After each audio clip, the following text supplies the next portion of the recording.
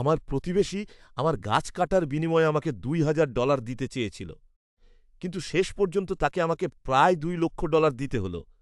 আমি ন্যাশভিলের কাছে এক শান্ত শহরে থাকি। আমার প্রতিবেশী একজন উচ্চাকাঙ্ক্ষী কান্ট্রি সিঙ্গার, যার প্রচুর টাকা আর তার সমানই অহংকার, সম্প্রতি একটি চমৎকার সামনের বারান্দা বানিয়েছে যাতে আছে ফায়ারপ্লেস আর আলো। তার একমাত্র সমস্যা কি ছিল? আমার উঠোনের দুটো পুরনো ওক গাছ দিনের বেলা তার ডেকের ওপর ছায়া ফেলত।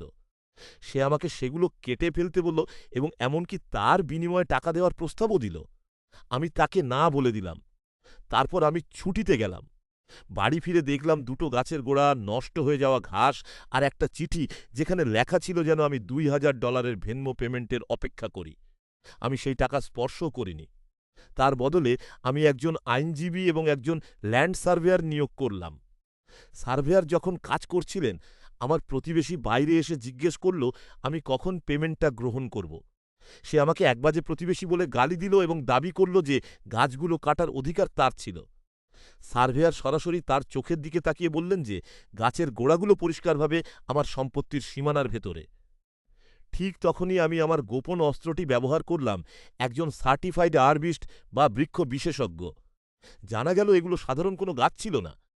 সেগুলো ছিল শতবর্ষ প্রাচীন ভিনিয়ার কোয়ালিটির হোয়াইট ওক। আবাসিক এলাকায় এগুলোর দেখা মেলা খুব কঠিন এবং এগুলো দামি আসবাবপত্র ও বাদ্যযন্ত্র তৈরিতে ব্যবহৃত হয়। যেহেতু এগুলো কার্যত অপূরণীয়, তাই আরবিস্ট প্রতিটি গাছের প্রতি বছরের বৃদ্ধির জন্য $১,০০০ করে মূল্য নির্ধারণ করলেন। আমার আইনজীবী সুযোগটি লুফে নিলেন। মামলার মোট মূল্য $২,০০,০০০ পৌঁছে গেল। শেষ পর্যন্ত প্রতিবেশীর বাবাকে তাকে বাঁচাতে এগিয়ে আসতে হলো এবং আমি $১,৯০,০০০ নগদ পেমেন্টে আপস করলাম। আমি এক বিশাল অঙ্কের টাকা পকেটে নিয়ে ফিরলাম আর আমার উঠোনে এখন দুটো একদম নতুন চারা গাছ।